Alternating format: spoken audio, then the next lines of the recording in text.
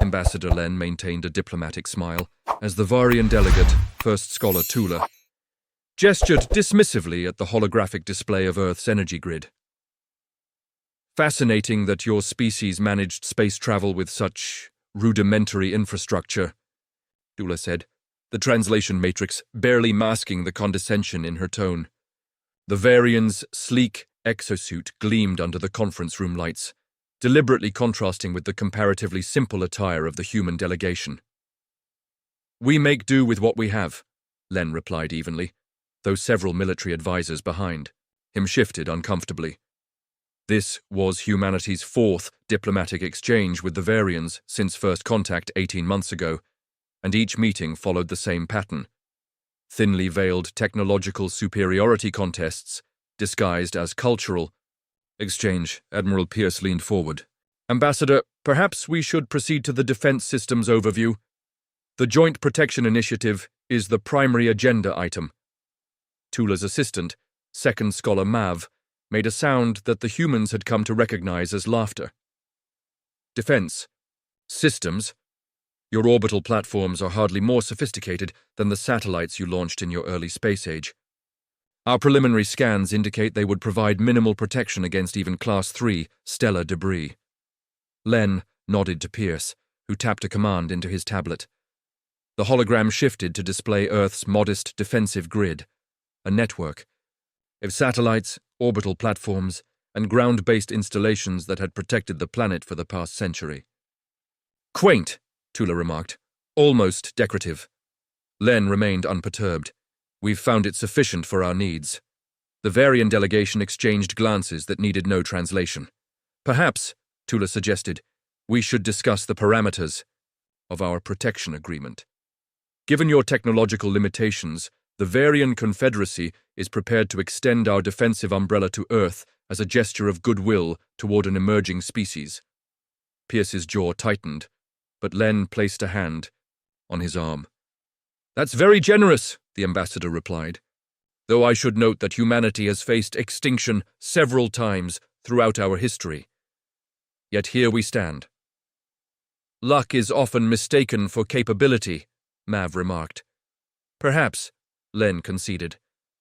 "Would you care to view some of our historical preservation sites tomorrow? I believe understanding a species' past offers insight into their present." Tula's six-fingered hand waved dismissively. "If you insist, though I fail to see how ancient human artifacts could be relevant to our current discussions." "You might be surprised," Len said, his expression giving nothing away. "Our history has a way of remaining relevant." As the meeting concluded, Dr. Evers, the team's xenobiologist, approached Len. "Ambassador, are you sure about this? Showing them the monument?" "The Varians believe they understand us," Len replied quietly, watching the aliens board their shuttle. "They've analyzed our current technology and concluded we're barely worth their time. Let's see what happens when they learn what humanity is capable of when truly pressed." "They think we're primitive now," Pierce added, joining them. "Wait until they realize what we built 7 centuries ago." Len nodded solemnly. "Sometimes the oldest tools remain the sharpest. Let's hope we don't need to demonstrate that particular truth." The preservation dome stretched over the horizon, a massive transparent shell protecting what appeared to be ruins of an ancient complex. The Varian delegation followed Ambassador Len down the pathway, their exosuits adjusting constantly to Earth's atmosphere, despite assurances that it was perfectly breathable for their species. "This is what you wished to show us?" First Scholar Tula asked, gesturing at the crumbling structures. "Remnants of your pre-unification civilization?" "The monument," Len explained, "was constructed in 1326 CE by what we once called the Byzantine Empire, or at least that's what our public historical records state." Second Scholar Mav consulted his data tablet. "According to our research, humans of that era were still using rudimentary combustion technology and had not yet developed basic electrical systems." "Correct," Admiral Pierce confirmed, walking alongside them. The morning sun glinted off the preserved stonework ahead, illuminating intricate patterns that might once have been decorative but now appeared weathered and indecipherable. "I fail to see the relevance," Tula said. Our delegation came to establish parameters for technological exchange, not to tour archaeological curiosities. Len led them through a heavy set of doors into the main chamber. The interior was cool and dark, with shafts of light streaming through strategically placed apertures in the ceiling. The walls were lined with what appeared to be ancient symbols, carved into stone panels. Humans have always been fascinated by our past, Dr. Evers explained, joining the group. This particular site has been continuously maintained for over 7 centuries. Mav approached one of the wall panels, studying the markings. Primitive astronomical observations, he concluded, though surprisingly accurate for the period. We've always watched the stars, Len agreed. Ambassador, Tula said with thinly veiled impatience. While cultural exchange has value, I must remind you that our mission concerns present and future security cooperation. Perhaps we could return to discussing your current defense capabilities, or lack thereof. A junior Varian, Aid approached, holding out a scanner toward the central chamber. First Scholar, I'm detecting unusual material composition in the lower structures. There appears to be metal alloys inconsistent with the stated period of construction, Tula finished, suddenly more interested. Curious. This site has undergone numerous renovations, Pierce offered by way of explanation.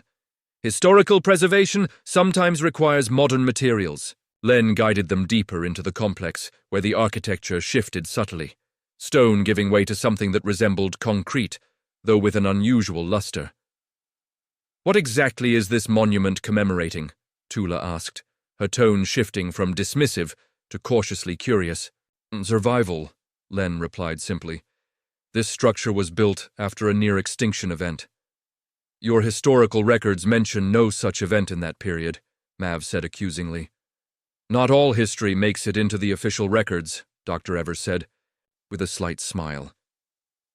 As they reached the central chamber, Len paused before a large circular depression in the floor.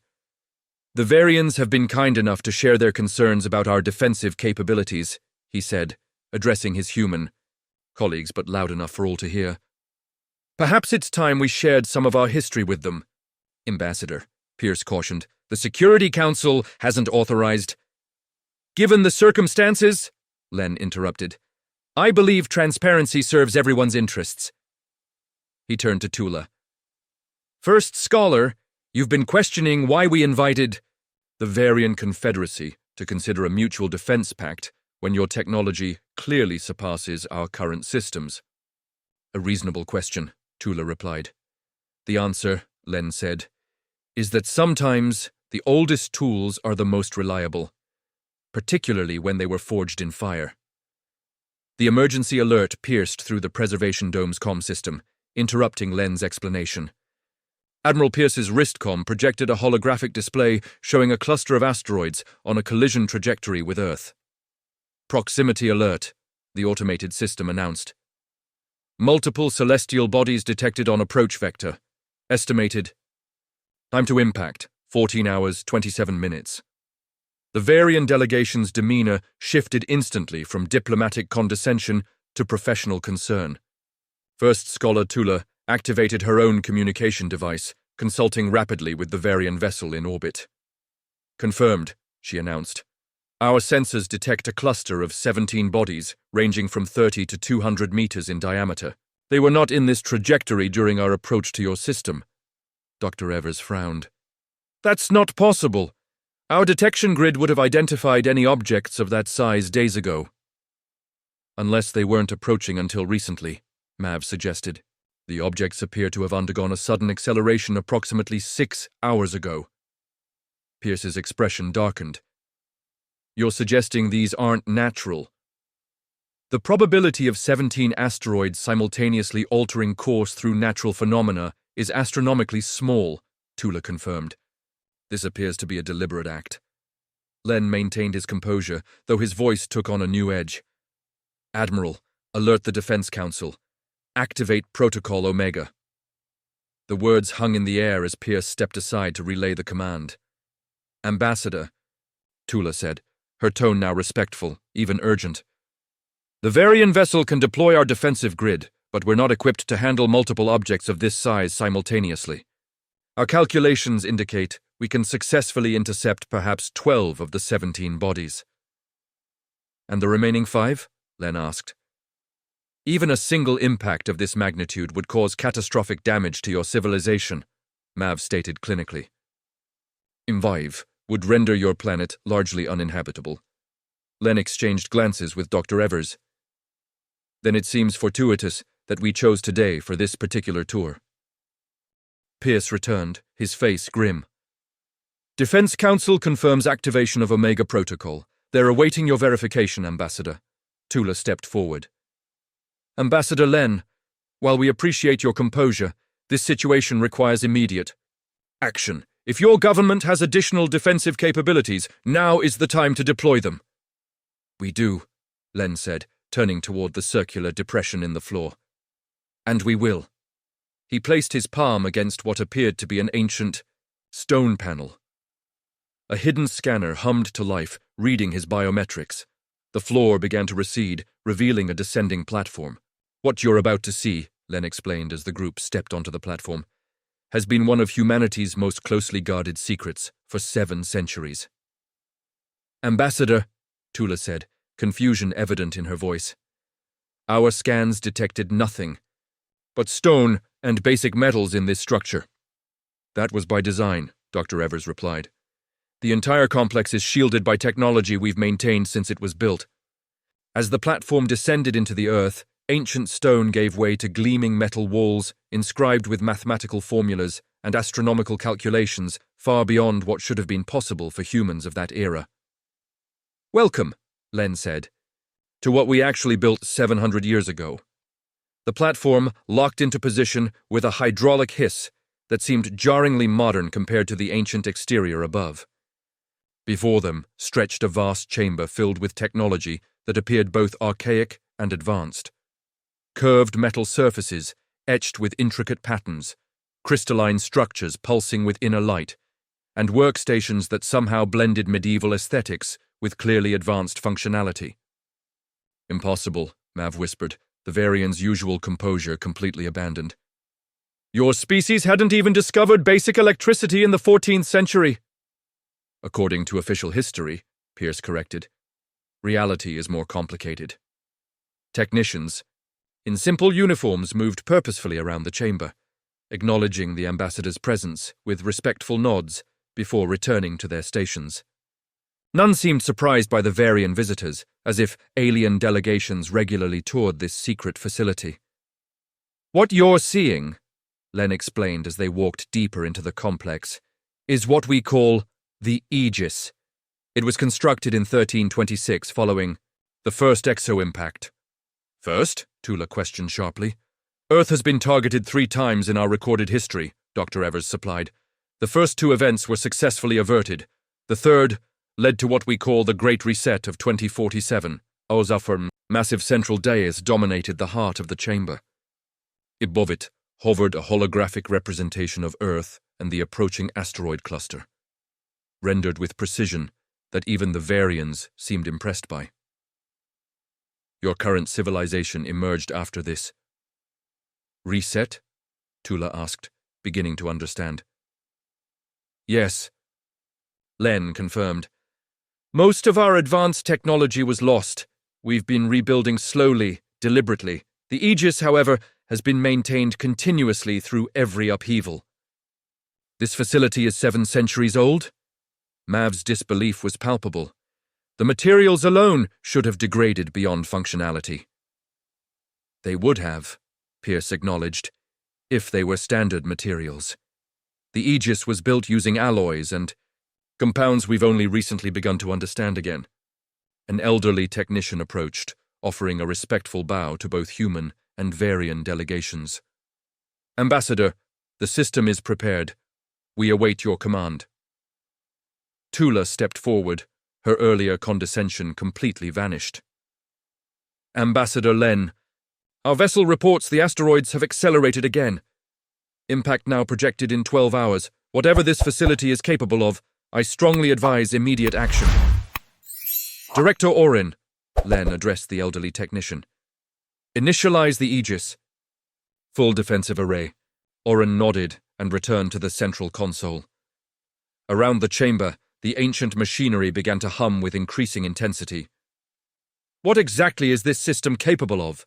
Tula asked, professional curiosity overtaking diplomatic protocol. "The Aegis was designed as a last line of defense," Pierce explained, watching as the holographic display shifted to show a network of previously invisible satellites suddenly appearing in Earth orbit. "It controls a network of platforms that have remained dormant and cloaked for centuries." "Cloaked?" Mav repeated incredulously. "Our sensors detected nothing." "That's rather the point of cloaking technology," Dr. Evers said with the faintest smile. The holographic display zoomed out, further, revealing dozens of previously undetected platforms scattered throughout the solar system. "Ambassador!" Director Oren called from the console.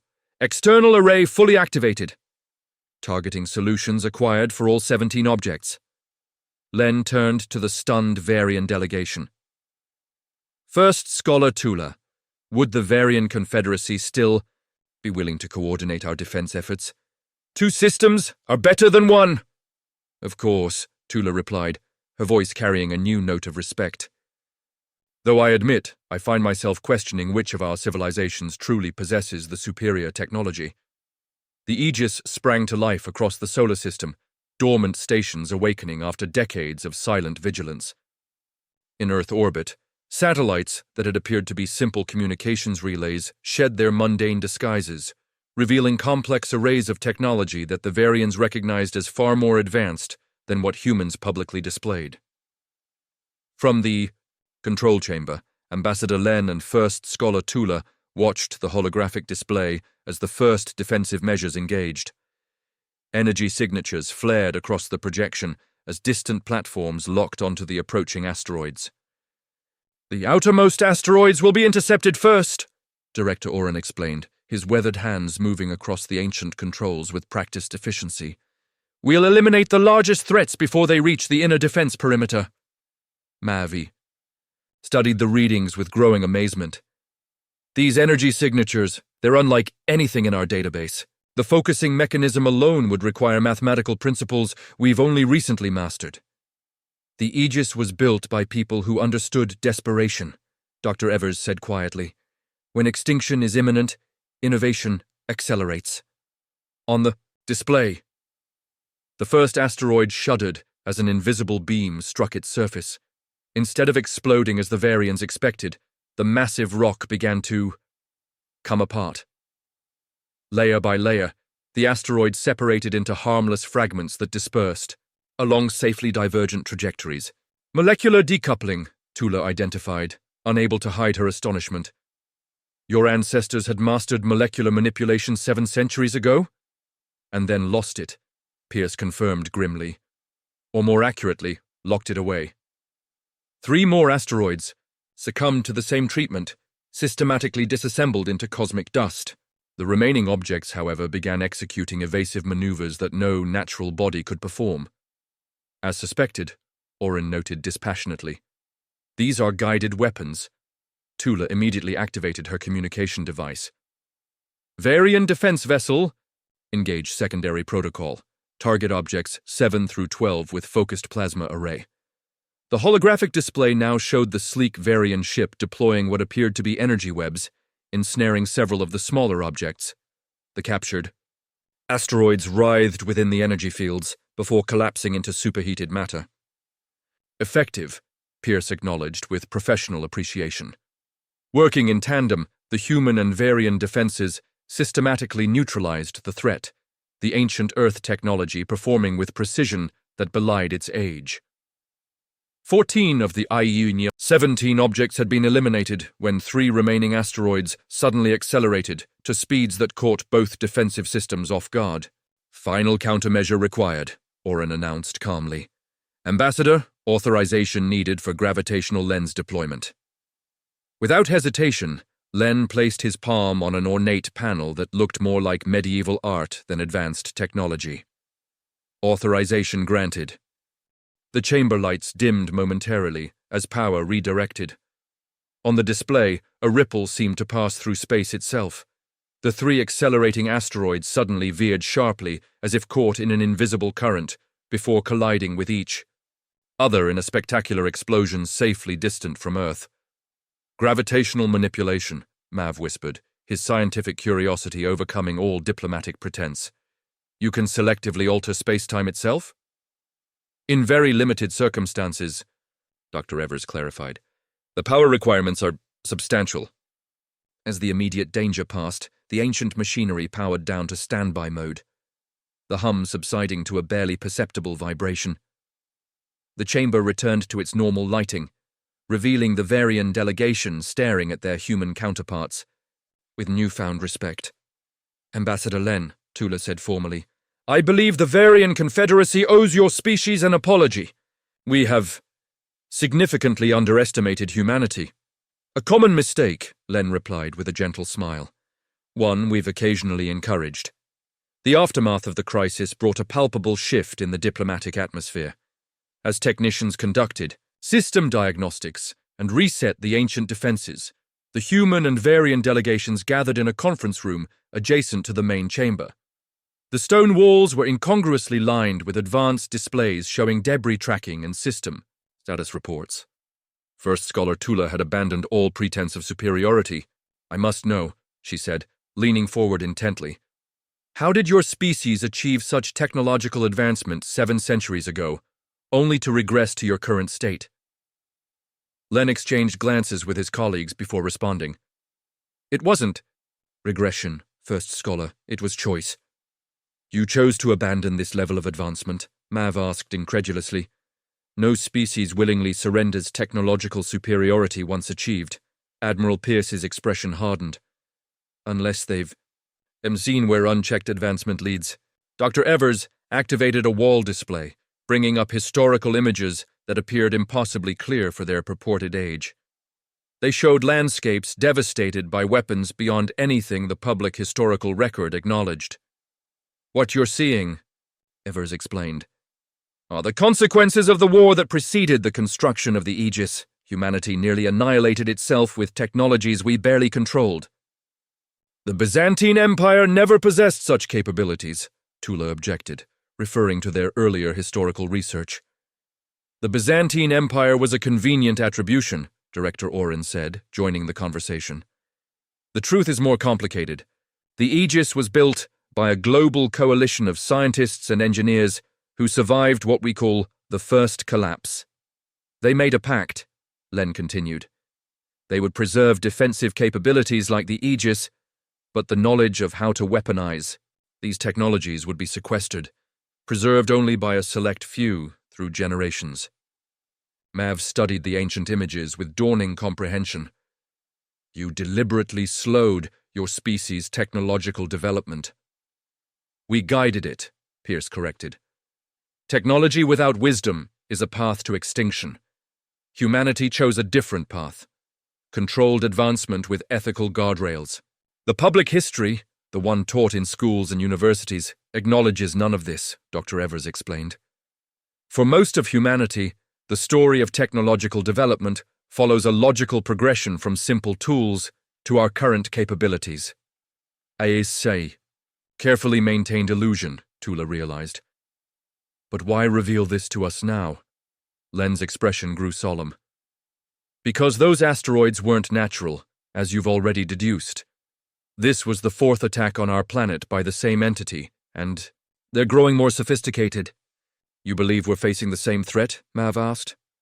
We know we are, Oren stated flatly. The energy signatures match those recorded in the previous 3 incidents.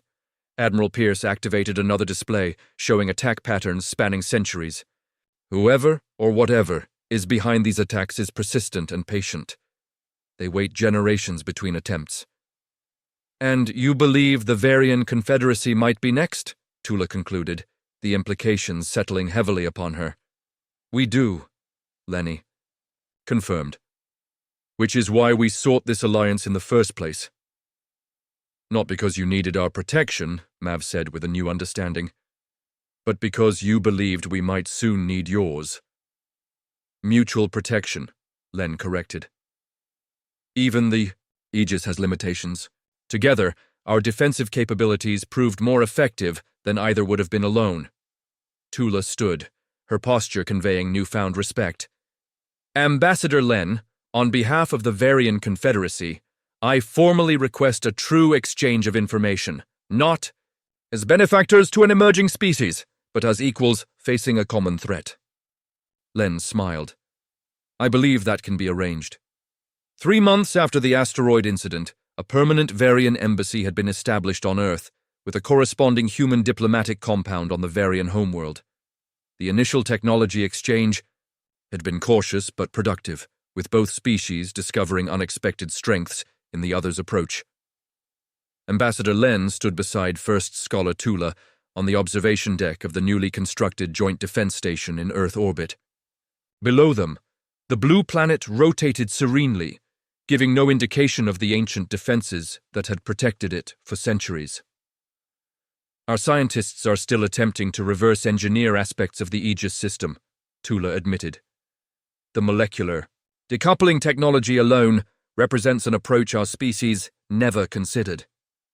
And your plasma containment theories have already improved our defensive capabilities by 30%, Len acknowledged. Different evolutionary paths led to different technological solutions.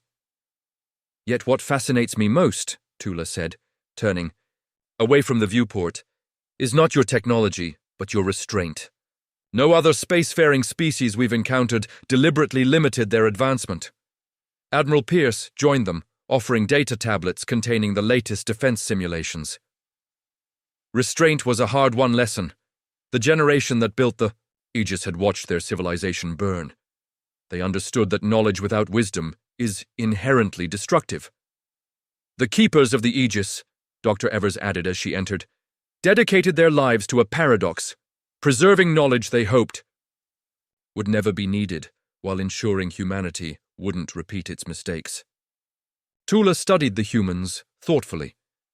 In our culture, technological advancement is considered the primary measure of civilization. We would never have understood your approach without seeing the Aegis firsthand. Perhaps that's why these attacks targeted Earth first, Mav suggested, joining the group. Your hidden defenses represented an unexpected variable, Len nodded. The entities behind these attacks, whatever they are, seem to value predictable technological progression. Species that follow expected patterns. Humanity chose unpredictability, Pierce said with a hint of pride. We deliberately created historical discontinuities, technological dead ends, and preserved our most advanced knowledge in isolated pockets. A civilization-wide deception spanning centuries, Tula marveled. The coordination required across generations is remarkable, not deception, Len corrected gently. Preservation. Our ancestors understood that technology without corresponding ethical development leads to extinction. They chose to match technological growth with wisdom.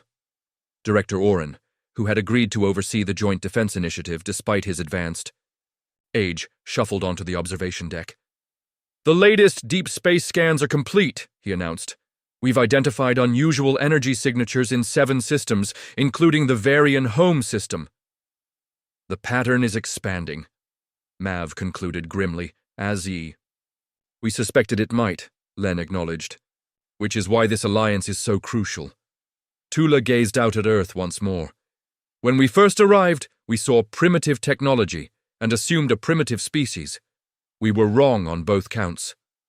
A common error, Dr. Evers said with a smile. Mistaking simplicity for simplistic. The greatest technologies our species ever created, Len explained, weren't the weapons or defenses. They were the systems that allowed us to voluntarily limit ourselves, the cultural, educational, and governance structures that preserved crucial knowledge while preventing its misuse. The true marvel of humanity, Tula realized, isn't what you built, but what you chose not to build. Perhaps, Oren said, his aged eyes reflecting wisdom earned through decades of guarding ancient secrets. That is humanity's unique contribution to galactic civilization, not our inventions, but our restraint. As they stood together watching Earth turn beneath them, human and Varian alike contemplated the challenges ahead. The mysterious attacks would continue, testing both their technologies and resolve. Yet, in that moment, A profound truth hung unspoken between them. That sometimes the measure of advancement isn't what a civilization creates, but what it chooses to set aside. And in that choice, humanity had proven itself not primitive at all, but perhaps the wisest species of all.